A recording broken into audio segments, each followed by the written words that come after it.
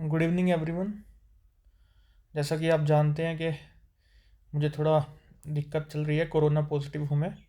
इसकी वजह से क्लासेस मैं नहीं ले पा रहा। और इसी बीच मैं मीनू मैम का थैंक्स करता हूँ आप सबके बिहाफ पर और अपने बिहाफ पर, क्योंकि वो आपको कार्बोहाइड्रेट पढ़ाएंगी। ठीक है। और मैं फिज़िकल केमिस्ट्री के वीडियोस दोबारा से शुरू कर रहा हूँ बनाने, ताकि जल्द से जल्द हम फिज़िकल केमिस्ट्री ख़त्म करके इनऑर्गेनिक का जो बचा हुआ पोर्शन है वो ख़त्म कर दें। तो आज हम रोटेशनल स्पेक्ट्रम का लेक्चर नंबर 1 करेंगे। ठीक है। देखिए, रोटेशनल स्पेक्ट्रम हम इसके बारे में वैसे तो पिछले लेक्चर्स में जब हमने इंट्रोडक्टरी पार्ट किया है स्पेक्ट्रोस्कोपी का, वहाँ हम देख चुके हैं। इसके बारे में एक दो चीज़ और बता देता हूँ मैं आपको कि रोटेशनल स्पेक्ट्रोस्कोपी का दूसरा नाम क्या हो सकता है, फार इंफ्रारेड स्पेक्ट्रोस्कोपी, या तीसरा क्या हो सकता है, माइक्रोवेव स्पेक्ट्रोस्कोपी। ठीक है। या तो माइक्रोवेव रीजन की लाइट्स रेडिएशंस जब पड़ती हैं, ठीक है, तो जो ट्रांजिशंस होती हैं वो रोटेशनल स्पेक्ट्रम हमारे सामने लेकर के आती है। माइक्रोवेव रीजन की लाइट रेडिएशंस या फिर फार इंफ्रारेड। ठीक है। इन रीजन्स की रेडिएशंस जब फॉल करती हैं तो हमें कौन सा स्पेक्ट्रम मिलता है, माइक्रोवेव स्पेक्ट्रम या फार इंफ्रारेड स्पेक्ट्रम या रोटेशनल स्पेक्ट्रम। ठीक है। इसकी रेंज देखिए 1 to 100 सेंटीमीटर इनवर्स है। सेंटीमीटर इनवर्स यानी कि यहाँ पे हम न्यू बार की बात कर रहे हैं। ठीक है। वो आप थोड़ी देर में देखेंगे एक्सप्रेशन में।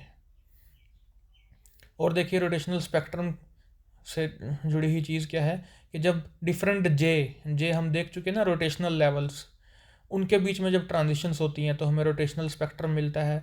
आपने ये भी देखा था कि जब डिफरेंट न्यू के बीच में, न्यू यानी कि फ्रीक्वेंसी वाला न्यू जो है, उसके बीच में अगर ट्रांजिशंस होती हैं तो हमें वाइब्रेशनल स्पेक्ट्रोस्कोपी मिलती है। और इलेक्ट्रॉनिक ट्रांजिशंस के अंदर तो सब कुछ ही आ जाता है, ये हम पुराने लेक्चर्स में देख चुके हैं। थोड़ा सांस जल्दी जल्दी चढ़ रहा है, इसमें थोड़ा ये दिक्कत है, लेकिन कोई बात नहीं, हो जाएगा। आगे देखिएगा, types of molecules that show rotational spectra. ठीक है। अलग अलग टाइप के मॉलिक्यूल्स हैं, हम और भी देखेंगे, अभी वाइब्रेशनल वगैरह भी देखेंगे धीरे धीरे आगे लेक्चर्स में। अभी फ़िलहाल रोटेशनल स्पेक्ट्रा कौन से मॉलिक्यूल्स देते हैं। देखिए, उनके पास क्या होना चाहिए, परमानेंट डाइपोल मूवमेंट होनी चाहिए। यानी कि मैं H2 की बात करूँ, H और H हाइड्रोजन की, तो दोनों तरफ क्या है, H है, तो डाइपोल मूवमेंट तो ज़ीरो हो जाएगा, तो परमानेंट डाइपोल मूवमेंट तो हुआ ही नहीं। ठीक है। हाँ, HCl की बात करें तो वो पोलर है, एक तरफ H है एक तरफ Cl है, तो क्या होगा, तो वहाँ पर वो डाइपोल मूवमेंट रखेगा। और अगर परमानेंट डाइपोल मूवमेंट उसकी है, वो ख़त्म नहीं हो रही है, इसका मतलब वो रोटेशनल स्पेक्ट्रा दे सकता है। दूसरा चीज़ है कि देखिए, molecule must be in gaseous state. तो जो भी मोलिक्यूल हम बात कर रहे हैं जिसकी भी, अगर वो रोटेशनल स्पेक्ट्रम दे रहा है तो उसके लिए कंडीशन क्या है कि वो गैसियस स्टेट में हो। ठीक है, क्योंकि rotation is possible in the gaseous state. तो ये याद रखिएगा, आप ध्यान में रखना, ये बड़ा ही इंपॉर्टेंट टॉपिक है। आगे selection rules for rotational transitions. तो सिलेक्शन रूल बस एक ही है, डेल्टा जे +-1 हो सकता है, +1 हो सकता है या -1 हो सकता है, ज़ीरो नहीं होगा। जैसे जे 0 से J1 में चला गया तो +1 की ट्रांजिशन हुई, 1 से 2 में चला गया तब भी +1 की हुई, 2 से 1 में आ गया, ठीक है, या 1 से 0 में आ गया तो -1 की हुई। तो +1 का मतलब एब्जॉर्प्शन होता है और -1 का एमिशन होता है। और डेल्टा जे +-2 या +-3 हो तो वो फॉरबिडन होगा, वो अलाउड नहीं होगा, वो हो नहीं सकता। ठीक है। तो आपने बस एक सिंपल सा रूल है, delta J is equal to +-1 होना चाहिए। अगर ये हो रहा है तो इट मीन्स रोटेशनल जो ट्रांजिशन है वो हो सकती है, अदरवाइज नहीं हो सकती।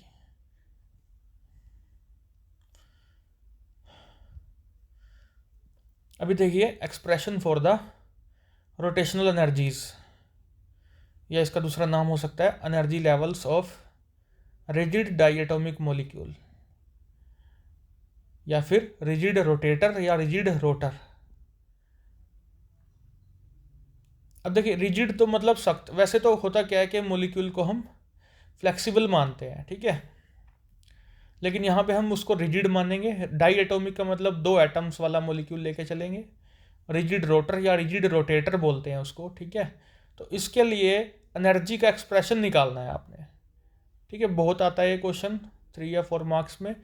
तो चलिए देखते हैं। एक तरफ मैंने एक एटम माना है जिसका मास है m1, दूसरी तरफ एक बड़ा एटम माना है m2 मास का, ठीक है। इनको जोड़ रखा है आपस में बॉन्ड से, और उस पर C लिखा हुआ है एक जगह। ये है सेंटर ऑफ ग्रेविटी, ठीक है। सेंटर ऑफ ग्रेविटी रहेगा C, जो कि m2 की तरफ ज़्यादा है। और नीचे हमने R0 लिखा है, ये है डिस्टेंस है बिटवीन m1 एंड m2, उनके सेंटर के बीच में डिस्टेंस है R0। और C तक का डिस्टेंस है m1 से R1, और C से m2 तक का डिस्टेंस है R2। R1 प्लस R2 किसके बराबर हो गया? R0 के इक्वल हो गया, ठीक है। सिंपल सी फिगर आपको समझ में आ गई होगी। सेंटर ऑफ ग्रेविटी m2 की तरफ इसलिए है क्योंकि m2 एक बड़ी बॉल है और यह बड़ा एटम है। m1 छोटा है तो फिर डिस्टेंस ज़्यादा कवर करेगा वो, ताकि बराबर हो सके, ठीक है। ये सारी चीज़ें आप जानते होंगे। चलिए आगे देखते हैं। EJ या ER से डिनोट करते हैं हम रोटेशनल एनर्जी को, जो भी आप लिखना चाहें। और ये होता है 1/2 I ओमेगा स्क्वायर, ठीक है। I is the moment of inertia और ओमेगा क्या है? Angular velocity. Moment of inertia क्या होता है कि मतलब अगर कोई चीज़ चल रही है तो अब उसको रोकने की जो कोशिश होगी वो I होगा, मोमेंट ऑफ इनर्शिया होगा, ठीक है। जो फोर्स लगेगी उसके मोशन के विरुद्ध। और ओमेगा एंगुलर वेलोसिटी, ठीक है। किसी एंगल पे अगर कोई चीज़ चल रही है तो वहाँ पर वेलोसिटी जो हम बोलेंगे उसे बोलेंगे हम एंगुलर वेलोसिटी। और EJ और ER क्या है? Rotational energy. तो 1/2 I ओमेगा स्क्वायर यहाँ से हमने शुरू किया है, और एक एक्सप्रेशन तक लेके जाना है। वो कब आएगा? जैसे ही आएगा मैं बताऊंगा आपको, ठीक है। आपने क्या कर देना है, 1/2 I ओमेगा स्क्वायर को डिवाइड और मल्टीप्लाई कर देना I से, बड़े I से, ठीक है। तो देखिए I से ऊपर मल्टीप्लाई कर देंगे, I से नीचे भी मल्टीप्लाई कर देंगे, तो 2I हो गया, और ऊपर क्या होगा? I ओमेगा का स्क्वायर हो जाएगा। इक्वेशन नंबर 2 बन गई फर्स्ट से, ठीक है।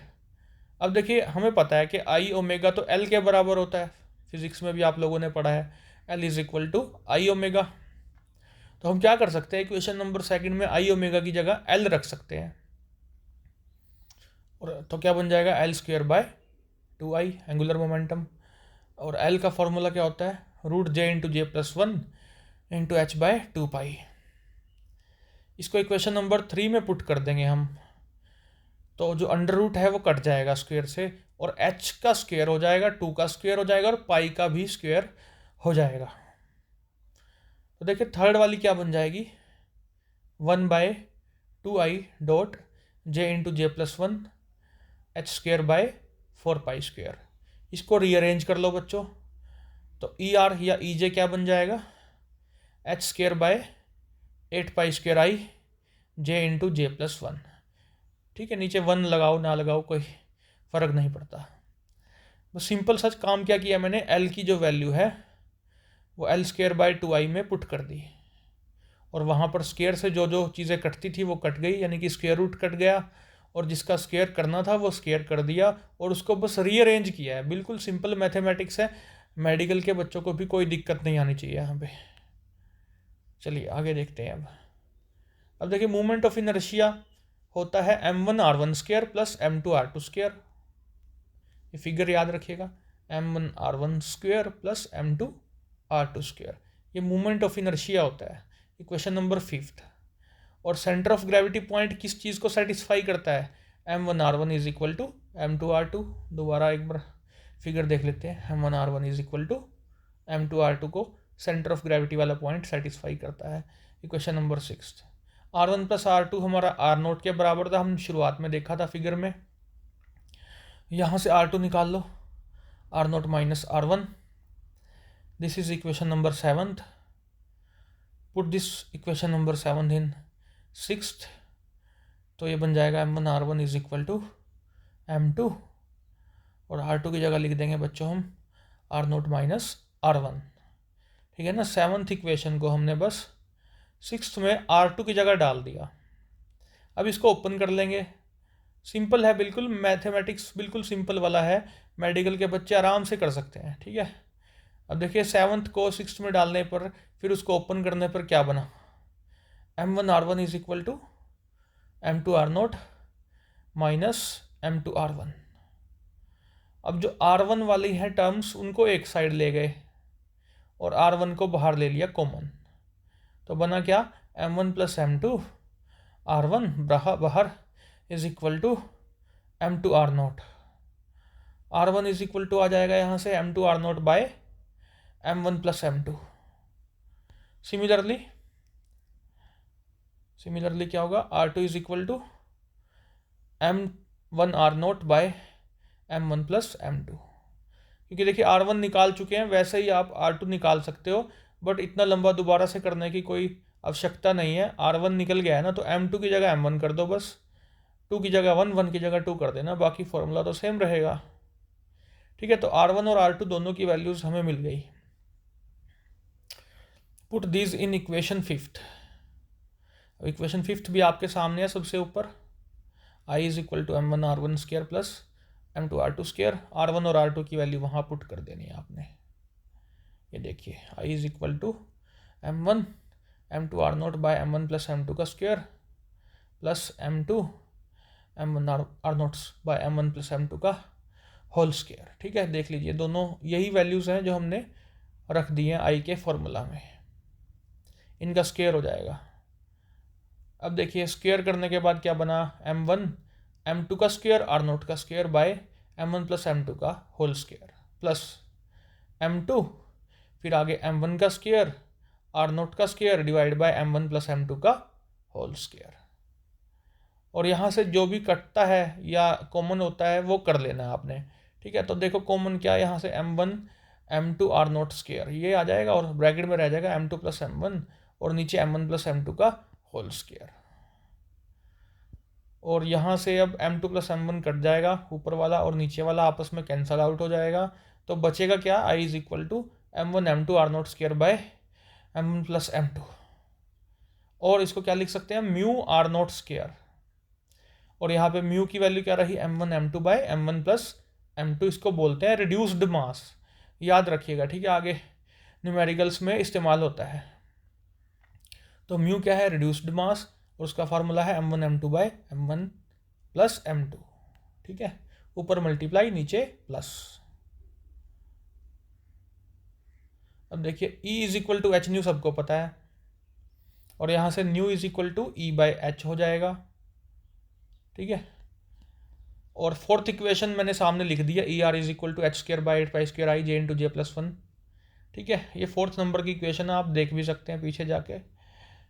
इसमें हमें इसको पुट कर देना है, ई की वैल्यू को, h nu, E is equal to h nu है ना, फोर्थ में ई आर की जगह एच न्यू रख दिया मैंने। अब देखो रेड कलर में आ गया आपके सामने। अब एच कट जाएगा तो बचेगा क्या, दोनों तरफ से एच तो कट गया, न्यू बचा, nu is equal to h by 8 pi square I J into J plus 1 hertz. जब तक ई की बात कर रहे थे या एच न्यू की बात कर रहे थे, जूल में थी एनर्जी, अब हम न्यू में आ गए हैं, तो न्यू तो हर्ट्स में होता है ना, तो जूल हटा के हर्ट्स लग गया, क्योंकि एच से एच कट गया, रेड वाला पोर्शन जो था ना वो कट गया, और न्यू की वैल्यू हमारे पास हर्ट्स में आ गई। This is equation number 8। अब देखिए न्यू सी बाय लैम्डा होता है, सबको पता है, ठीक है, और 1 बाय लैम्डा को हम न्यू बार लिख सकते हैं, तो न्यू क्या बन गया, सी डॉट न्यू बार, और न्यू बार क्या निकल आएगा फिर यहाँ से, nu divide by c, nu divide by c लिख सकते हैं, ठीक है। और न्यू की वैल्यू हमें पता है, न्यू बार को हम ई आर बार की टर्म्स में लिख सकते हैं यहाँ पर, क्योंकि हमें रोटेशनल एनर्जी न्यू बार की टर्म्स में चाहिए। तो हमने क्या किया, देखिए हम यहाँ तक आ गए थे, nu bar is equal to nu by c, यहाँ तक तो सिंपल है बिल्कुल। अब हमने क्या किया, न्यू बार को ई आर बार की टर्म्स में लिख लिया, ठीक है, बार लगा दिया बस ई के ऊपर, तो उसके आगे वही है न्यू बाय सी। अब इक्वेशन नंबर 8 जो थी न्यू की वैल्यू, वो इसमें रख दो आप, तो ई आर बार किसके बराबर आ जाएगा, एच बाय 8 पाई स्क्वायर आई इंटू सी into J plus 1। Centimetre inverse. क्योंकि देखिए न्यू बार जो होता है सेंटीमीटर इनवर्स होता है ना, हम पिछले लेक्चर्स में देख चुके हैं। आपको फ्रिक्वेंसी की यूनिट पता है हर्ट्ज होती है, आपको न्यू बार की सेंटीमीटर इनवर्स पता है, ठीक है, तो वो हमने यूज़ कर लिया यहाँ पे। और फिर देखिए क्या किया, जे इंटू जे प्लस वन को ऐसे ही रखा, लेकिन h बाय 8π² IC को हमने क्या लिख लिया, b से लिख लिया, कैपिटल B से डिनोट कर दिया। सेंटीमीटर इनवर्स में ही रहा फॉर्मूला, और b को बोलते हैं रोटेशनल कांस्टेंट। इसकी वैल्यू क्या आ गई, h बाय 8π² IC। याद रखिएगा, ठीक है, bj into J plus one formula याद रखिएगा, b की वैल्यू भी याद रखिएगा, एट h बाय 8π² IC। अब देखिए जे की वैल्यू 0 से शुरू होती है, आपको पता है, हम देख चुके हैं पिछले लेक्चर्स में, 0 से शुरू होती है, 0 1 2 3 डैश डैश डैश, ठीक है। और अब देखिए अगर 0 है जे, तो ई आर बार कितना आएगा, B J into J plus one जो फॉर्मूला आपके सामने है सबसे ऊपर, वहाँ पे आपने जे की वैल्यू 0 रख देनी है, तो ई आर बार 0 आ जाएगा बच्चों।